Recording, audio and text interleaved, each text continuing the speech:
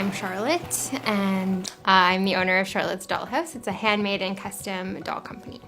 So I started making dolls in April of this year, so 2017. And yeah, I don't know, I just had this like really strong feeling that I was born to make dolls and I had to make dolls, and I don't know where it came from. It was just completely random. And then I told my husband, and you know, eventually, like at first I was trying to be all casual and nonchalant about it, but we ended up having a conversation and I talked about it for like 3 hours and he was like, okay, you're really doing this. And I was like, yes, I am. And I've been making dolls ever since. I learned to sew when I was pregnant with my daughter about 1.5 years ago. I just started out making baby clothes for her.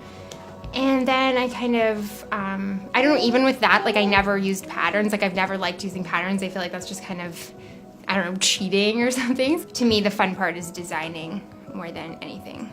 So I do the same thing with my dolls. Like I don't use set patterns. I don't even use my own patterns. Like I just kind of freehand draw them out ahead of time, or like just onto the fabric. I don't plan them out. They just sort of evolve as I make them. About 90% of my work is custom made dolls, and I think the reason for that is just that people, I mean, anybody could just go to a store and buy a doll, but when you get something custom, it's handmade and you know it's made specifically for you or for your kid, and so you get exactly what you're looking for. Plus I also offer inscriptions, which people really like. Those are very popular. So yeah, I think it's really nice. It's especially popular for gifts and things like that, like an heirloom gift. When I go to these pop-ups, it's really obvious the kids like the dolls that don't look like them. And I think that's actually great because I believe dolls are an excellent tool for teaching kids how to interact with other people and compassion and empathy and all of those things that I think the world might be lacking a little bit right now. So in that sense, I think it's good to have a diverse doll collection because then you've got practice interacting with people who don't look like you, and that's reality. As a mother, as other mothers I'm sure know, I literally get nothing done when my daughter's conscious. So I pretty much do all of my work after 7 p.m. or during naps.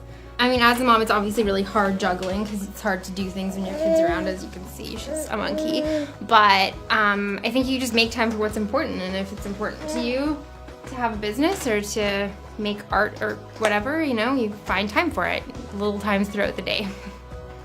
Some people kind of lose themselves and think that they can't do anything other than be a mom, but I think it's probably really good for your kids to see you doing something you love. And I know that I'm a lot happier when I get a good chunk of doll making time, and so I think it's important to make time for, you know, your own passions and your own interests, and that's what I'm trying to do here with the dolls.